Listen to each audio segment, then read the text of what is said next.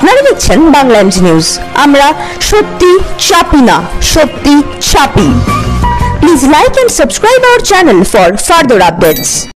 নমস্কার, আপনারা দেখছেন বাংলা এমজি নিউজ। আপনাদের সাথে এখন রয়েছি আমি নীরা। চোখ রাখছি আজকের বিশেষ খবরের দিকে। আজ শহীদ দিবস। বিপ্লবী ভগৎ সিং, রাজগুরু এবং সুখদেবের আত্মবলিদানের দিন। এই দিনে ফাঁসির মঞ্চে দেশের জন্য নিজেদের আত্মবলিদান দিয়েছিলেন এই মহান বিপ্লবীরা। এইসব মহান বিপ্লবীদের স্মৃতিতে এই দিন কলকাতার ভিক্টোরিয়ান মেমোরিয়াল হলে বিপ্লবী ভারত গ্যালারির উদ্বোধন করলেন প্রধানমন্ত্রী নরেন্দ্র মোদী। এদিন দিল্লি থেকে ভার্চুয়ালি তিনি এই গ্যালারির উদ্বোধন করেন এবং ভাষণ দেন। Bureau report, Bangla MG news.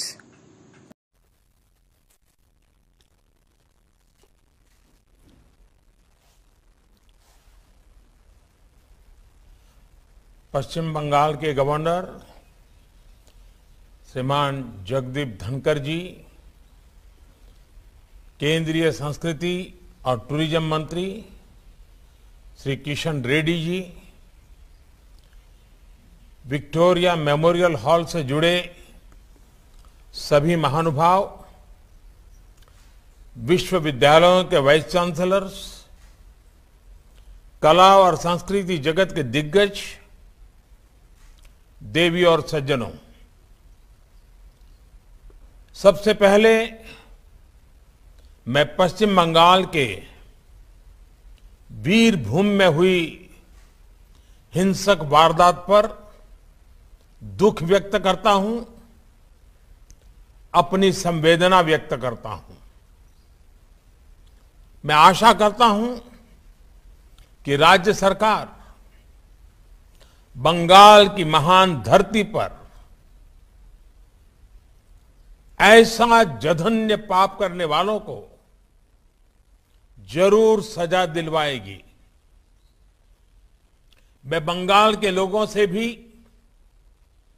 आग्रह करूंगा कि ऐसी वारदात को अंजाम देने वालों को,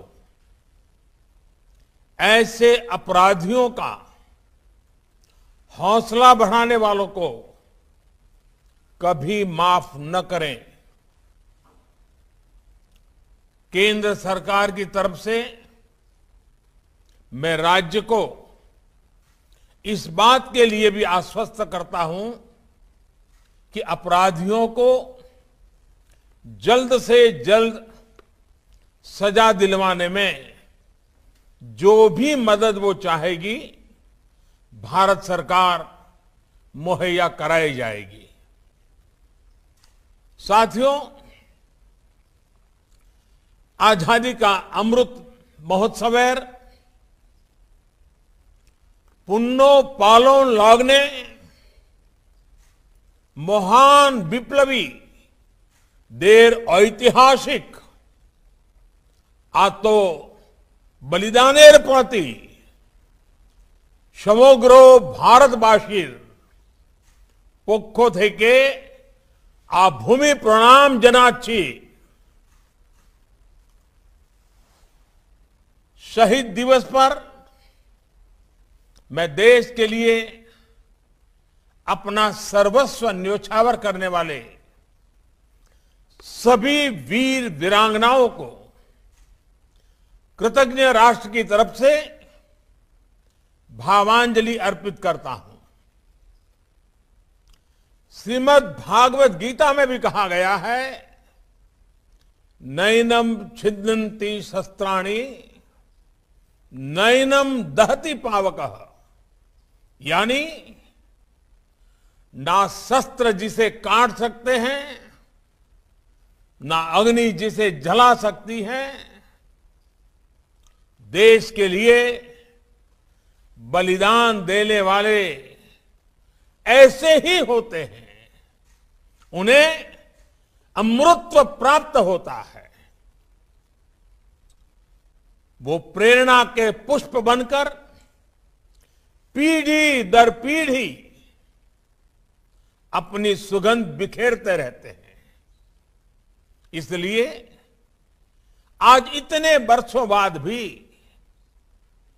अमर शहीद भगत सिंह, राजगुरु और सुखदेव के बलिदान की गाथा देश के बच्चे बच्चे की जुबान पर है। हम सबको इन वीरों की गाथाएं देश के लिए दिन रात मेहनत करने के लिए प्रेरित करती हैं। और आजादी के अमृत महोत्सव के दौरान इस बार शहीद दिवस का महत्व और भी बढ़ गया है। देश आज आजादी के लिए योगदान देने वाले नायक नायिकाओं को नमन कर रहा है, उनके योगदान की स्मृति को ताजा कर रहा है। बाघा जतिन की वो हुंकार, आमरा मॉर्बो जात जांगबे, या फिर खुदराम बोस का आह्वान, एक बार विदाई दे मां, एक बार विदाई दे मां, घुरे आशी, पूरा देश आज फिर याद कर रहा है। बंकिम बाबू का वंदे मातरम तो आज हम भारतवासियों का ऊर्जा मंत्र बन गया है। झांसी की रानी लक्ष्मीबाई, जलकारी बाई, कित्तूर की रानी चेन्नम्मा, मातंगिनी हाजरा, बीना दास, कमला दास गुप्ता, कनकलता बरुआ, ऐसी कितनी ही वीरांगनाओं ने स्वतंत्रता संग्राम की ज्वाला को नारी शक्ति से प्रज्वलित किया। ऐसे सभी वीरों की स्मृति में आज सुबह से ही अनेक जगहों पर प्रभात फेरियां निकाली गई हैं। स्कूल कॉलेजों में हमारे युवा साथियों ने विशेष कार्यक्रम आयोजित किए हैं। अमृत महोत्सव के इसी ऐतिहासिक कालखंड में शहीद दिवस पर विक्टोरिया मेमोरियल में विप्लवी भारत गैलरी का लोकार्पण हुआ है। आज नेताजी सुभाष चंद्र बोस, अरविंद घोष, रासबिहारी बोस, खुदीराम बोस, बाघा जतीन, बिनोय, बादल, दिनेश, ऐसे अनेक महान सेनानियों की स्मृतियां से ये जगह पवित्र हुई है।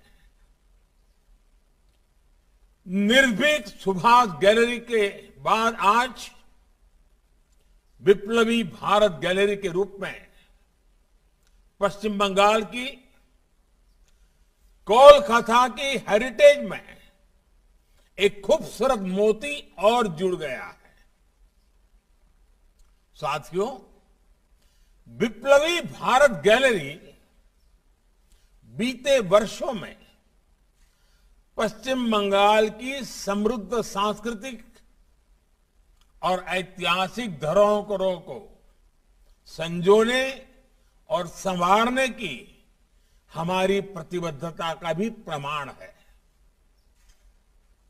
यहां की आइकॉनिक गैलरीज हो, ओल्ड करेंसी बिल्डिंग हो, बेल्वेडेयर हाउस हो, विक्टोरिया मेमोरियल हो या फिर मेटकाफ हाउस, इनको और भव्य और सुंदर बनाने का काम करीब करीब पूरा हो चुका है। विश्व के सबसे पुराने म्यूजियम में से एक कोलकाता के ही इंडियन म्यूजियम को भी नए रंग रूप में दुनिया के सामने लाने के लिए हमारी सरकार काम कर रही है।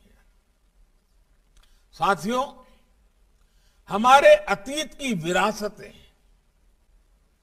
हमारे वर्तमान को दिशा देती हैं, हमें बेहतर भविष्य गढ़ने के लिए प्रेरित करती है।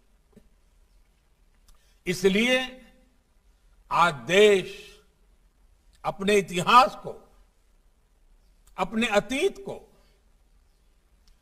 ऊर्जा के जागृत स्रोत के रूप में अनुभव करता है। आपको वो समय भी याद होगा जब हमारे यहां आए दिन प्राचीन मंदिरों की मूर्तियां चोरी होने की खबरें आती थी। हमारी कलाकृतियां बेधड़क विदेशों में स्मगल होती थी, जैसे उनकी कोई अहमियत ही नहीं थी। लेकिन अब भारत की उन धरोहरों को वापस लाया जा रहा है और अभी हमारे किशन रेड्डी जी ने विस्तार से उसका वर्णन भी किया है। 2 दिन पहले ही ऑस्ट्रेलिया ने दर्जनों ऐसी मूर्तियां, पेंटिंग्स और दूसरी कलाकृतियां भारत को सौंपी है। इनमें से अनेक पश्चिम बंगाल से संबंधित है। पिछले साल भारत को अमेरिका ने भी लगभग 150 कलाकृतियां लौटाई थी। जब देश का सामर्थ्य बढ़ता है, जब 2 देशों के बीच अपनत्व बढ़ता है, तो इस तरह अनेकों उदाहरण सामने आते हैं। आप इसका अंदाजा इसी से लगा सकते हैं कि 2014 से पहले के कई दशकों में सिर्फ दर्जन भर प्रतिमाओं को ही भारत लाया जा सका था, लेकिन बीते 7 सालों में ये संख्या 225 से भी अधिक हो चुकी है। अपनी संस्कृति, अपनी सभ्यता की ये निशानियां भारत की वर्तमान और भावी पीढ़ी को निरंतर प्रेरित करें, इसी दिशा में ये एक बहुत बड़ा प्रयास है। भाइयों बहनों, आज देश जिस तरह अपनी राष्ट्रीय और आध्यात्मिक धरोहरों को एक नए आत्मविश्वास के साथ विकसित कर रहा है, उसका एक और पक्ष है। ये पक्ष है हेरिटेज टूरिज्म। हेरिटेज टूरिज्म में आर्थिक दृष्टि से तो अपार संभावनाएं है ही, इसमें विकास के नए रास्ते भी खुलते हैं। दांडी में नमक सत्याग्रह की स्मृति में बना स्मारक हो या फिर जलियांवाला बाग स्मारक का पुनर्निर्माण हो, एकता नगर केवड़िया में स्टैच्यू ऑफ यूनिटी हो या फिर पंडित दीनदयाल उपाध्याय जी का स्मारक का निर्माण, दिल्ली में बाबा साहब मेमोरियल हो या फिर रांची में भगवान बिरसा मुंडा मेमोरियल पार्क और संग्रहालय, अयोध्या बनारस के घाटों का सुंदरीकरण हो या फिर देश भर में ऐतिहासिक मंदिरों और आस्था स्थलों का जीर्णोद्धार, हेरिटेज टूरिज्म बढ़ाने के लिए भारत में एक राष्ट्रव्यापी अभियान चल रहा है। स्वदेश दर्शन जैसी कई योजनाओं के जरिए हेरिटेज टूरिज्म को गति दी जा रही है और पूरी दुनिया का अनुभव यही है कि कैसे हेरिटेज टूरिज्म लोगों की आय बढ़ाने में, रोजगार के नए अवसर पैदा करने में बड़ी भूमिका निभाता है।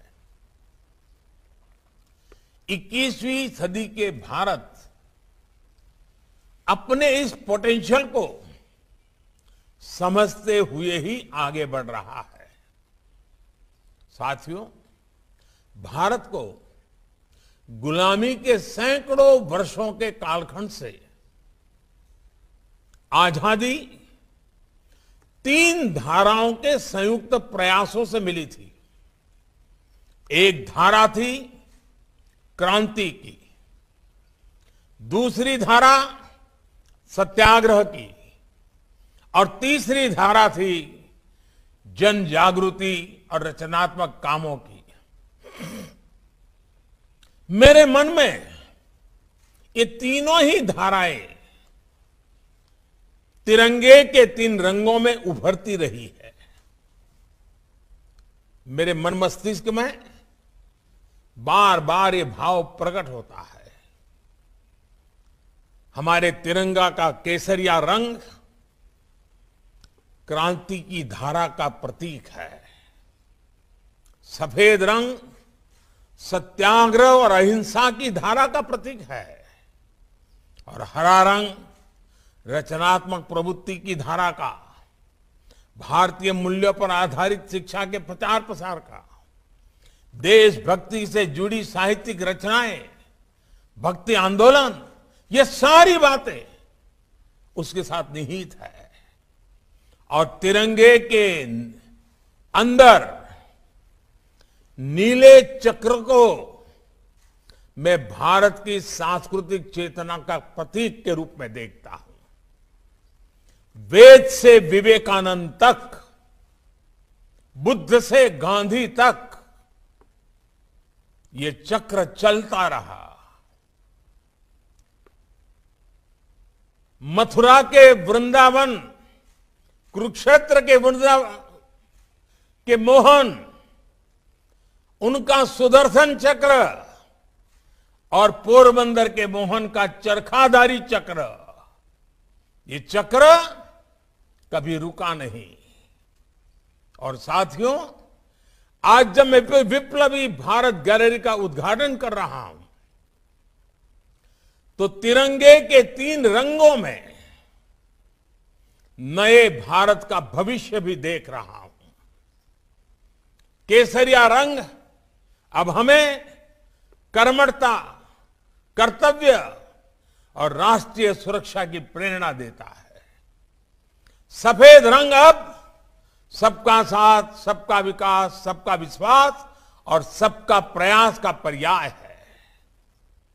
हरा रंग आज पर्यावरण की रक्षा के लिए, रिन्यूएबल एनर्जी के लिए भारत के बड़े लक्ष्यों का प्रतीक है। ग्रीन एनर्जी से लेकर ग्रीन हाइड्रोजन तक, बायोफ्यूल से लेकर के इथेनॉल ब्लेंडिंग तक, नेचुरल फार्मिंग से लेकर गोवर्धन योजना शुरू तक, सब इसके प्रतिबंध बन रहे हैं। और तिरंगे में लगा नीला चक्र आज ब्लू इकोनॉमी का पर्याय है। भारत के पास मौजूद अथाह समुद्री संसाधन, विशाल समुद्री तट, हमारी जल शक्ति भारत के विकास को निरंतर गति दे रही है। और साथियों, मुझे खुशी है कि तिरंगे की इस आन बान और शान को और बढ़ाने का बीड़ा देश के युवाओं ने उठाया हुआ है। ये देश के युवा ही थे जिन्होंने हर दौर में भारत के स्वाधीनता संग्राम की मिसाल अपने हाथ में थाम रखी थी।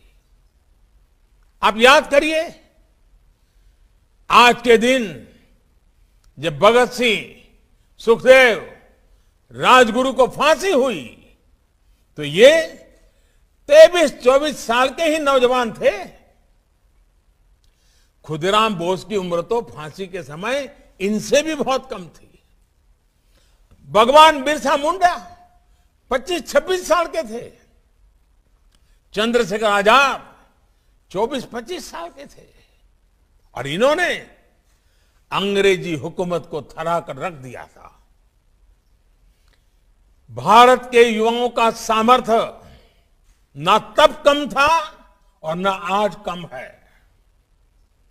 मैं देश के युवाओं से कहना चाहता हूं, कभी अपनी शक्तियों को, अपने सपनों को कम नहीं आंकिएगा। ऐसा कोई काम नहीं जो भारत का युवा कर ना सके। ऐसा कोई लक्ष्य नहीं जो भारत का युवा प्राप्त ना कर सके। आजादी के 100 वर्ष होने पर भारत जिस भी ऊंचाई पर होगा, 2047 में हिंदुस्तान जहां जिस ऊंचाई को पहुंचेगा, वो आज के युवाओं के दम पर ही होगा। इसलिए आज जो युवा है, उनके जीवन का सबसे बड़ा लक्ष्य होना चाहिए नए भारत के निर्माण में अपना योगदान। अगले 25 वर्षों में भारत के युवाओं की मेहनत भारत का भाग्य बनाएगी, भारत का भविष्य संवारेगी। साथियों, भारत की आजादी के आंदोलन ने हमें हमेशा एक भारत श्रेष्ठ भारत के लिए काम करने की प्रेरणा दी है। आजादी के मत वालों की क्षेत्रीयता अलग अलग थी, भाषाएं, बोलियां भिन्न भिन्न थी, यहां तक कि साधन संसाधनों में भी विविधता थी। लेकिन राष्ट्र सेवा की भावना और राष्ट्र भक्ति एक निष्ठ थी। वो भारत भक्ति के सूत्र से जुड़े थे, एक संकल्प के लिए लड़े थे, खड़े थे। भारत भक्ति का यही शाश्वत भाव भारत की एकता, अखंडता आज भी हमारी सर्वोच्च प्राथमिकता होनी चाहिए। आपकी राजनीतिक सोच कुछ भी हो, आप किसी भी राजनीतिक दल के हो, लेकिन भारत की एकता, अखंडता के साथ किसी भी तरह का खिलवाड़ भारत के स्वतंत्रता सेनानियों के साथ सबसे बड़ा विश्वासघात होगा। बिना एकता हम एक भारत श्रेष्ठ भारत की भावना को भी सशक्त नहीं कर पाएंगे। देश की संवैधानिक संस्थाओं का सम्मान, संवैधानिक पदों का सम्मान, समस्त नागरिकों के प्रति समान भाव, उनके प्रति संवेदना देश की एकता को बल देते हैं। आज के इस समय में हमें देश की एकता के खिलाफ काम कर रहे प्रत्येक तत्व पर नजर रखनी है, उसका कड़ाई से मुकाबला करना है। आज जब हम आजादी का अमृत महोत्सव मना रहे हैं, तो एकता के इस अमृत की रक्षा करना, ये भी हमारा बहुत बड़ा दायित्व है। भाइयों बहनों, हमें नए भारत में नई दृष्टि के साथ ही आगे बढ़ना है। ये नई दृष्टि भारत के आत्मविश्वास की है, आत्मनिर्भरता की है, पुरातन पहचान की है, भविष्य के उत्थान की है, और इसमें कर्तव्य की भावना का ही सबसे ज्यादा महत्व है। हम आज अपने कर्तव्यों का जितनी निष्ठा से पालन करेंगे, हमारे प्रयासों में जितनी पराकाष्ठा होगी, देश का भविष्य उतना ही भव्य होगा। इसलिए आज कर्तव्य निष्ठा ही हमारी राष्ट्रीय भावना होनी चाहिए। कर्तव्य पालन ही हमारी राष्ट्रीय प्रेरणा होनी चाहिए। कर्तव्य ही भारत का राष्ट्रीय चरित्र होना चाहिए। और ये कर्तव्य है क्या? हम बहुत आसानी से अपने आसपास अपने कर्तव्यों के संबंध में निर्णय भी कर सकते हैं, प्रयास भी कर सकते हैं, परिणाम भी ला सकते हैं। जब हम सड़कों पर चलते हुए, ट्रेनों में, बस अड्डों पर, गलियों में, बाजारों में गंदगी नहीं फैलाते, स्वच्छता का ध्यान रखते हैं, तो हम अपने कर्तव्य का पालन करते हैं। समय पर वैक्सीनेशन कराना, जल संरक्षण में योगदान देना, पर्यावरण बचाने में मदद करना भी कर्तव्य पालन का ही तो एक उदाहरण है। जब हम डिजिटल पेमेंट करते हैं, दूसरों को इसके प्रति जागरूक करते हैं, उनको ट्रेन करते हैं, तो वो भी अपने कर्तव्य का पालन करते हैं।